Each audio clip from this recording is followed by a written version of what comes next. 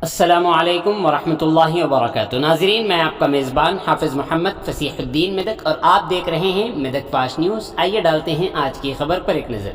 Congress party के बिलाक सदर मोहम्मद हफीज़ुद्दीन ने मेदक टाउन के मोहल्ले पिटलम्बेश में वाक़ पिटलम तालाब और गोसमुद्रू तालाब का दौरा किया। इस मौके पर उन्होंने बात करते हुए कहा कि 14 मार्च साल 2016 को मकामी एमएलए और ज़िले वज़रा ने मिशन काकतिया के हिस्से के तौर पर 9 करोड़ 52 लाख की लागत से मेदक टाउन में गोसमुद्रू और पिटलम तालाबों को मिनी टैंक बंड बनाने के लिए संग बुनियाद रखा और अभी तक 7 साल मुकम्मल हो चुके हैं, लेकिन काम ज्यों का त्यों मौजूद है। इस मौके पर उन्होंने इल्ज़ाम लगाते हुए कहा कि सिद्दीपेट काफ़ी तरक्की कर चुका है, लेकिन मेदक में कोई तरक्याती काम नहीं हुए हैं, लिहाजा उन्होंने फ़ौरन इस जानिब तवज्जो देने का मुतालिबा किया है और आवाम से कहा कि वो वोट बटोर कर भूल जाने वाले अफराद को हरगिज़ न जिताएं, बल्कि आवाम के दरमियान रहने वाले को अपना वोट देते हुए कामयाब करें। उन्होंने मज़ीद कहा कि आम इंतखाबात में हल्के असम्बली मेदक की सीट पर कांग्रेस पार्टी ज़रूर अपना कब्ज़ा जमाएगी। इस मौके पर उनके हमराह अशोक रेड्डी, यूथ कांग्रेस कायदीन, नवीन चौधरी, दुर्गेश जकरिया और दीगर लोग शरीक रहे। आइए इस सिलसिले में एक तफसीली रिपोर्ट आप हजरात के पेश खिदमत है। మెదక్ పట్టణ వాసులకు అందరికీ పేరు పేరు నమస్కారాలు। మీరు ఒకసారి గమనిస్తే ఈ తెలంగాణ ప్రభుత్వం ఇక్కడ ఉన్న ఎమ్మెల్యే గారు 14/3/2016లో గోసముద్రము మరియు పిట్లం చెరువుకు మినీ ట్యాంక్ ఏర్పాటు చేయుటకు 14వ తేదీ మార్చిలో 2016లో 9,52,00,000 రూపాయలతో శంకుస్థాపన చేయడం జరిగింది। అంటే దాదాపుగా 7 సంవత్సరాలు పూర్తి అయిపోయింది కాలం।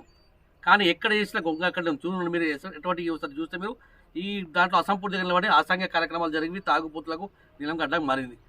గోసముద్రం పిట్టం చెరువు సంగతి మర్చిపోయారు మెదక్ పట్టణ ప్రజలకు। కేవలం నిన్నగాక మొన్ననే శతాబ్దోత్సవంలో భాగంగా ఇక్కడ ఉత్సవాలు కూడా ఏర్పాటు చేశారు।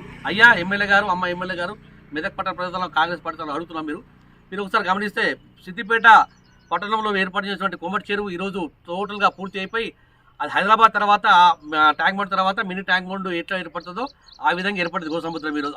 ఇది కొమ్మటి చెరువు, దాంట్లో బోటింగ్, స్కైపింగ్, అన్ని రకాల పూల చెట్లు, అలాగే గార్డెనింగ్ అన్నీ ఎవ్రీథింగ్ అయిపోయినాయి। కానీ మన మెదక్ పట్టణం ఏం చేసింది అంటే ఓటు వేసిన పాపానికి మీరు ఈరోజు మాకు చేస్తున్న గత ఈరోజు 9 కోట్ల రూపాయలు అట్లా పోయినాయి। అట్లగాక మొన్నగాక మళ్ళీ నెల క్రితం గౌరవ తన్నీర్ హరీశ్రావు గారు వచ్చి కూడా అవి అయిపోయినాయి। 11 కోట్ల రూపాయలు కూడా తిరిగి మేము ఏర్పాటు చేస్తామని చెప్పిండు। కానీ దానికి ఆర్డర్ లేదు, కాపీ లేదు, ఏం లేదు, కేవలం నోటి మాటలతో చెప్పిండు। అవి కూడా ఆ నోటి మాటలు కూడా నీటి మాటలుగా మారినాయి। అంటే మెదక్ ప్రజలు అంటే అంత వివక్త చూపుతున్నారు వీరు।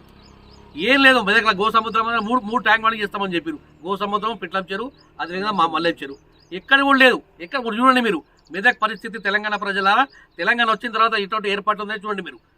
పద్మా దేవేంద్ర రెడ్డి గారు ఎమ్మెల్యే గారు, ఎమ్మెల్యే గారు, అమ్మ ఒకసారి చూడండి మీరు ఏర్పాటు కనీసం మీకు సమయం కూడా లేదు। 6 నెలలు, ఇప్పుడు 4 నెలలు దాటితే మీకు రాబోయే రోజుల్లో ఎలక్షన్స్ వస్తాయి, కానీ మా ట్యాంక్ బండ్ మాత్రం ఈ విధంగా ఉంది। కాబట్టి ఇప్పటికే మెదక్ పట్టణ ప్రజలారా, పూల చెట్లు పెడితే పూలు వస్తాయి, ముళ్ళ చెట్లు పెడితే ముళ్ళు వస్తాయి। మీరు ఏ చెట్లు పెట్టినా ఒకసారి గమనించండి।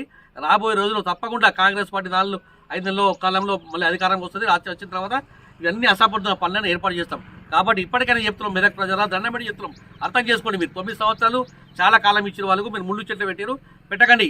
ఈసారైనా కనీసం ఓటు వేసేటప్పుడు జాగ్రత్తగా వహించి ఏటువంటి నాయకునికి ఓటు వేయాలో ఏర్పాటు వేస్తే ఈ విధంగా ఉంటుంది। రాబోయే రోజుల్లో మాత్రం తప్పకుండా మళ్ళీ ఈ ఎమ్మెల్యే గారు గెలిస్తే ఇక మన మెదక్ పల్లెటూరులుగా అయిపోతుంది, మున్సిపాలిటీ కాదు గ్రామ పంచాయతీ కూడా ఏర్పాటు పడుతుంది। కాబట్టి వెంటనే మెదక్ పట్టణ ప్రజలు ఇక ఆమెకు డిమాండ్ చేసిందో అది సంపూర్తిగా ఉంటుంది, ఆమె పనులు లేదు।